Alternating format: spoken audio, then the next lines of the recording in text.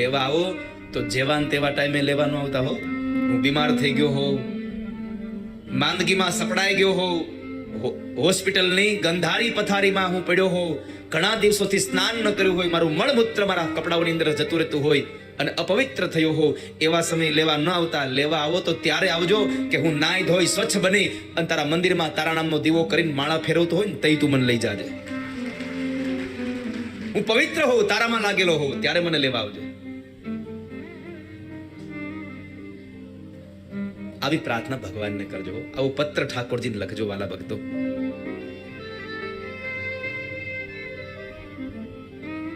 પ્રભુ તમે મને લઈ જાજો.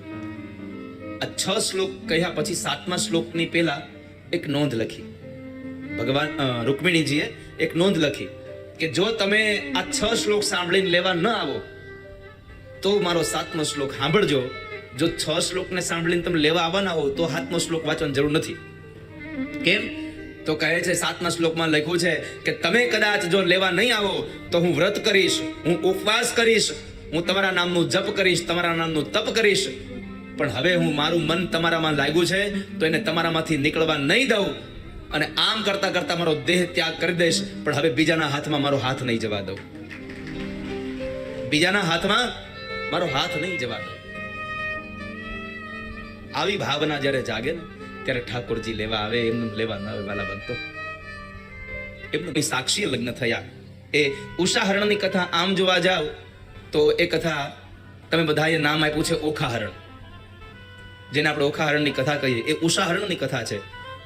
તો ઉષાહરણની કથા સુખદેવજી મહારાજે રાજા પરીક્ષિતને બતાવી. ત્યારબાદ જામવતીનો દીકરો સાંબ, એમણે દુર્યોધનની પુત્રી લક્ષ્મણાનું જ્યારે સ્વયંવરમાંથી હરણ કર્યું અને એને જ્યારે કેદખાનામાં પૂરવામાં આવે છે, દાઉજી મહારાજ સમજાવવા ગયા દુર્યોધનને, પણ ન સમજો. ત્યારે દાઉજી મહારાજે પોતાનો જમણો પગ ધરતીથી ઉપર લઈ અને પછાડ્યો અને આખું હસ્તિનાપુર જ્યારે ધ્રુજી ઉઠે છે ત્યારે દુર્યોધન દાઉજી મહારાજ પાસે શરણે આવીને માફી માંગી અને પોતાની દીકરીનો હાથ સામની હાથની અંદર આપી અને લગ્નના એની વિધિથી પરણાવ્યા છે.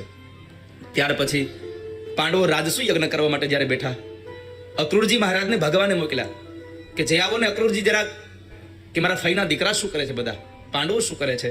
અને એ પાંડવોની ઈચ્છા હતી રાજસુ યજ્ઞ થાય.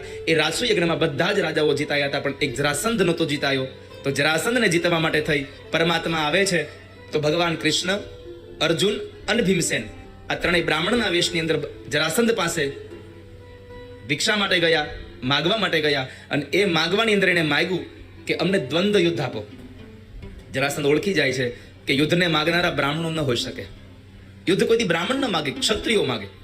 અને અંતે પરમાત્માને ઓળખી ગયા. તો કહે છે તમે બ્રાહ્મણના વેશમાં આવ્યા છો તો હું તમને ખાલી હાથ નહીં જવા દઉં. હું તમને યુદ્ધ આપવા તૈયાર છું, પણ હે કૃષ્ણ હું તમારી સાથે યુદ્ધ નહીં કરું, કારણ તમે કાયર છો, રણ મેદાનને છોડીને ભાગી જનારા છો, તમારે યાર યુદ્ધ નહીં કરાય.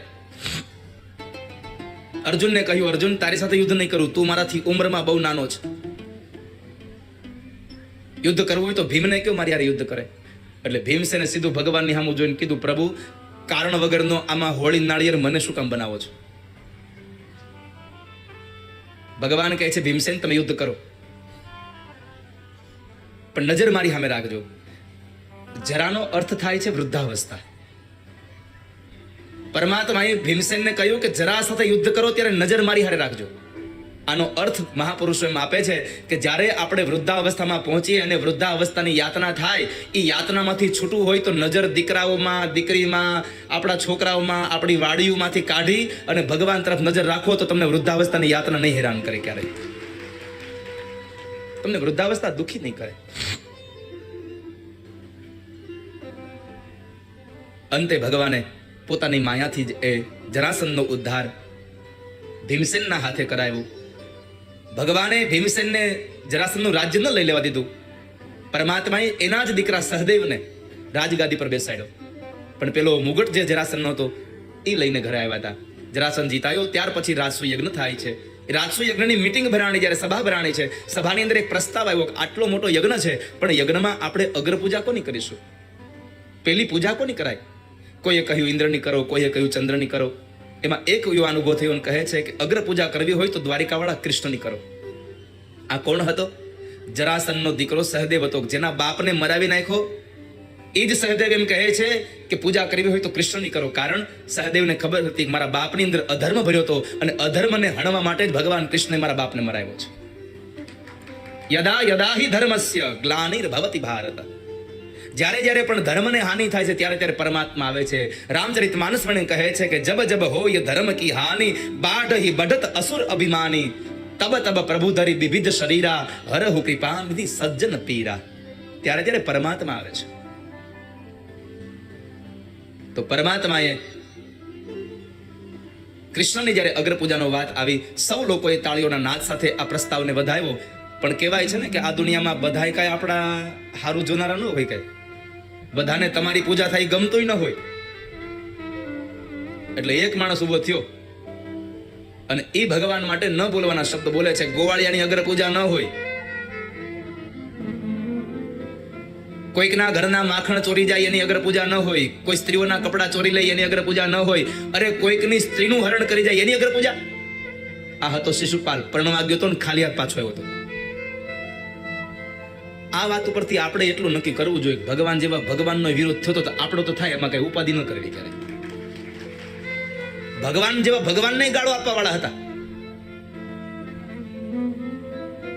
જ્યારે તમારો પગ તમારી કીર્તિ વધવાનું ચાલુ થાય ને એટલે તમને ગાળું દેવા વાળા વધે.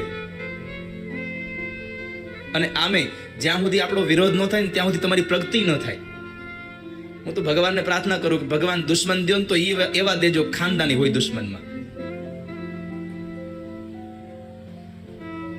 અને જેટલા દુશ્મનો વધારે એટલા તમે સફળ. કારણ તમે સાવધાનથી રહ્યો, ભાઈ હો મારી બાજુ વાળા બધા જોવા વાળા છે, મને તમારું ધ્યાન રાખવા વાળા વધી જાય ને એટલે તમે પોતે સાવધાન થઈ જાઓ.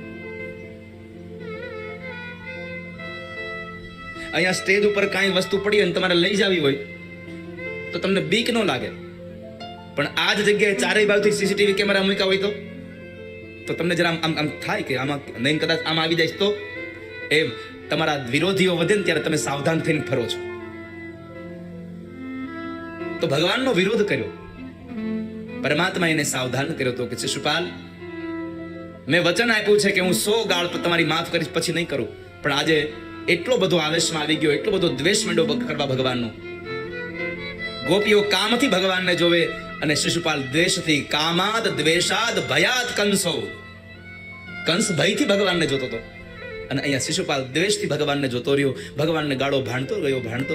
99 ગાળથી ભગવાનને સાવધાન કર્યો. પણ ન સમજો ગોવાળિયા તું શું કરી લેવાનો હતો?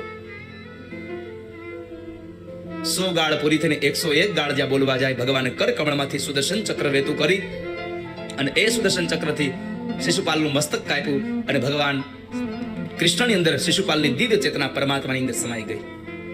હવે જુઓ, ભગવાનને ગાળો દેતો ભગવાનમય થઈ ગયો તો તમે ભગવાનને ભાવથી પૂજો, તમે ભગવાનને થઈ જાઓ. ગાળ દેવા વાળાને પણ ભગવાન પોતામાં સમાવી લે છે. તો આપણે તો પરમાત્માની પૂજા કરીએ, પરમાત્માની હાથ દિવસથી આ કથા સાંભળી છે વાલા ભક્તો. પરમાત્મામય બનજો. શિશુપાલનો ઉદ્ધાર કરી પરમાત્માએ રાજસુ યજ્ઞની અંદર શ્રમનો મહિમા બતાવ્યો. ભગવાને પોતાની પટરાણીઓને હાથમાં ઝાડુ આપ્યા છે કે યજ્ઞશાળાની પવિત્રતા રાખો એ તમારા હાથમાં છે. અને યજ્ઞશાળામાં ઝાડુ કરી મંદિરમાં તમે દાન કદાચ ઓછું આપો ને તો વાંધો નહીં, પણ જ્યારે મંદિરે જાઓ ને ત્યારે મંદિરે કચરા પોતા કરવા, મંદિરની સફાઈ કરવી, પૂજારીનું કામ કરવું એ તમારા માટે સૌથી મોટી સેવા છે. મંદિરમાં જઈએ, કચરો પડ્યો હોય તો લઈ લઈએ. ભગવાને સેવાના કાર્યમાં, યજ્ઞના કાર્યમાં પવિત્રતા રખાવી છે. હું ભાગવતનો પાઠ કરતો હતો અને મૂળ ભાગવતમાં લખ્યું છે કે જ્યારે રાજસુ યજ્ઞમાં અતિથિઓ આવે તો પાંડવો બધા એને સત્કાર કરે. કોઈ યજ્ઞ સામગ્રીઓ મેળવવા માટે બધા તત્પર છે. પણ સૌથી મોટું કામ જો કોઈ કરતું હોય તો ભગવાન કૃષ્ણ કરતા હતા. જેટલા અતિથિઓ આવ્યા એ બધા અતિથિઓના પગ ભગવાન કૃષ્ણએ ધોયા છે. ભાગવતમાં લખ્યું છે રાજસુ યજ્ઞમાં જેટલા અતિથિઓ આવે છે બધાના પગ ભગવાન ધોવે છે.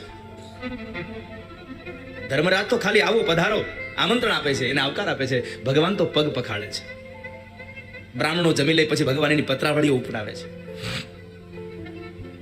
આ યજ્ઞનો મહિમા બતાવ્યો, શ્રમનો મહિમા ભગવાને અહીંયા કથામાં બતાવ્યો છે કે કદાચ આ કથાને મંડપ બાંધવા માટે તમે 5 રૂપિયા ન આપ્યા હોય ને તો વાંધો નહીં, આપણી ક્ષમતા ન હોય તો ન આપી શક્યા હોઈએ.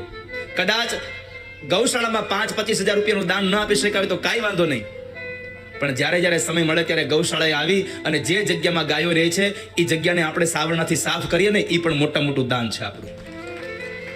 ખાલી પૈસા આપવા એ જ દાન નથી, તમારા સમયનું પણ દાન આપતા જાઓ. ગૌશાળામાં આવીને આપણે ક્યારેક પવિત્રતા રાખીએ નહીં, એ ગાયોને ક્યારેક પાણી પીવડાવવાની આપણે સેવા કરી લઈએ. આ બધી સેવાઓ છે, આ બધા દાન ધર્મ છે.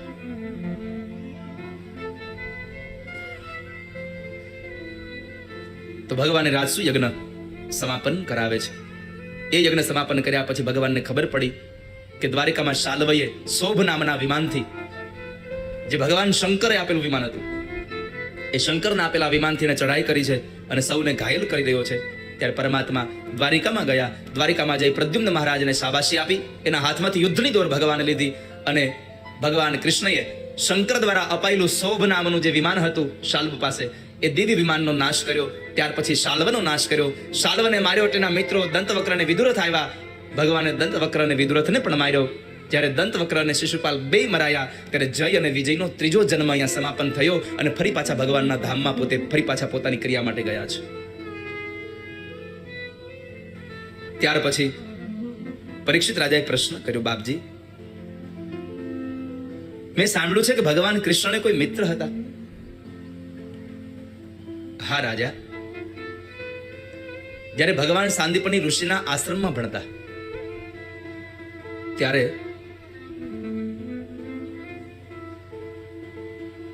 પોરબંદરના સુદામા નામના એક બ્રાહ્મણ હતા અને એ ભગવાનના અંતરંગ સખા હતા. તો બાપજી, મને ભગવાનનો મૈત્રી ભાવ કેવો છે એની કથા મને કરો. પરમાત્માને પોતાના મિત્રો પ્રત્યે કેટલી ભાવના છે, આ કથા મને કહો, મારે સાંભળવી છે. સાંભળો રાજા, ભાગવતમાં સુદામા માટે એક શ્લોક લખ્યો છે. કૃષ્ણસ્યાસીત સખા કશ્ચિત બ્રાહ્મણો બ્રહ્મવીતમ